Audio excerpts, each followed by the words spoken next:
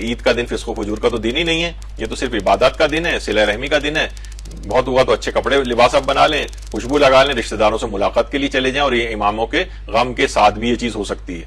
लेकिन पूरी वजह कता आशूर जैसी बना लेना, इसको आशूर की तरह से गम का दिन करार दे देना, लेकिन क्या होगा कि इससे आप ना लोगों को और ज्यादा, जब बच्चे भी देखेंगे, जवान भी देखेंगे कि पूरी दुनिया खुशियां मना रही है और हमारा बाप जो है वो गम की फजा जो है कायम करके घर में बैठा हुआ है, कहेंगे कौन सा मजहब है, ये क्या है, वो दीन, और उससे मुतनफिर हो जाएंगे। ये तुम कौन सी चीज उनके सामने पेश कर रहे हो। तो बहरहाल ये नहीं है कि ये चीजें माज़अल्लाह कोई हराम और वो उसका पहलू रखती हूँ। मजलिस भी कोई कर ले, चाहे मातम भी कोई अपने घर के अंदर ही कर ले, रो भी ले, और रोता ही है जब वो इमाम हुसैन की जियारत पढ़ता है, दुआ नुतबा पढ़ रहा होता है। ये ईदें कब होती हैं अगर इमाम हुसैन अपनी शहादत ना देते, पेश ना करते, खानवादे को अपने कुर्बान ना करते, ना ईद होती, ना ये रमजान होते, ना लोगों के पास आज दीन होता। तो उनको याद करके कुछ आंसू बहा ली जाए तो उसके अंदर कोई गम और मुज़ायक़े की बात नहीं है। लेकिन दिन उसके बावजूद भी ये खुशी का ही दिन है, चाहे उस दिन कोई गम ही क्यों ना साथ में मना ले।